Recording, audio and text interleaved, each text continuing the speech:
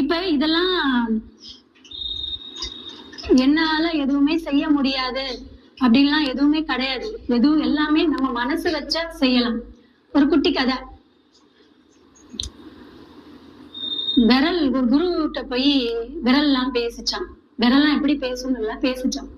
கட்ட விரல் சொல்லிச்சான், நான் தான், என்ன எதுக்கு எடுத்தாலும் நான் தான். எங்க ஐயா காண்பாரு, அவரோட அடைமொழியே அப்படிதான். அவர் எங்க வந்தாலும் இப்படிதான் அடைமொழியே அப்படிதான் சொல்லுவாரு.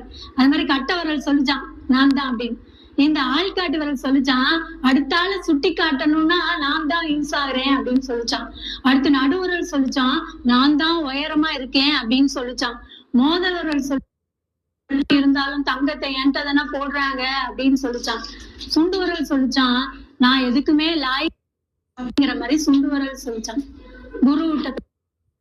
குரு ரொம்ப என்னால ஒண்ணுமே முடியாது, என்ன ஒதுக்கிட்டாங்க அப்படின்னு சொல்லிச்சான். அப்ப குரு சொன்னாராம், நீ கடவுளை வணங்கும் போது உன் பின்னால் தான் அனைவரும் நிற்பார்கள் அப்படின்னு சொன்னாராம். இந்த சுண்டு விரலுக்கு பின்னாடிதான் அத்தனை விரல்களும் நிக்குதான். இத மாதிரி உங்களுடைய அனுபவங்கள் தான் உங்களை முன்னாடி வச்சு நாங்க பின்னாடி நிக்கிறோம். அதனால எங்களால முடியாதுன்னு மட்டும் சொல்லாதீங்க, உங்களாலையும் முடியும். மனசு வச்சா கண்டிப்பா முடியும்.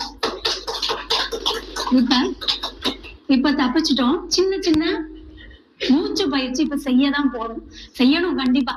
ஏன்னா எல்லாரும் இப்படி உட்கார்ந்து இருக்கிறதுனால ஒண்ணும் செய்ய முடியல. அதனால சின்ன மூச்சு பயிற்சிகள் ஃபர்ஸ்ட்